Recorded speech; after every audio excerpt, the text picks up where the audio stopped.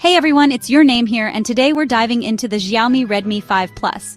So, I picked this up for just $36 on AliExpress. Is it worth it? Let's find out. First off, let's talk about the build quality. The phone has a glass front, aluminum plastic back, and an aluminum frame. It feels pretty solid in the hand despite being a 2018 model. The 5.99-inch IPS LCD display with a 1080x2160 resolution is surprisingly sharp and vibrant.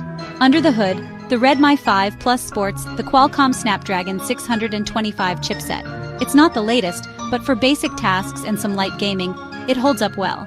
Mine has 4 GB of RAM and 64 GB of storage, which is expandable via a microSD card.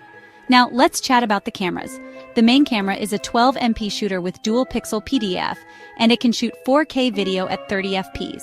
For selfies, there's a 5MP camera that can record in 1080p.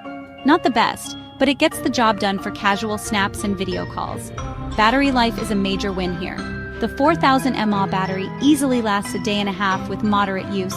And yes, it still charges with a micro USB, which is a bit outdated, but it's a minor gripe considering the price. The phone comes with either a simple set or a full set. I went with the full set, so I got the phone, battery charger, and a box with a manual. It's nice to have these extras, especially at this price point. So, is the Xiaomi Redmi 5 Plus worth $36? Absolutely. For basic use, it's a steal. Just don't expect flagship performance or features. But hey, for the price of a fancy dinner, you get a fully functional smartphone. If you found this helpful, hit that like button. And don't forget to subscribe for more reviews. Catch you in the next one.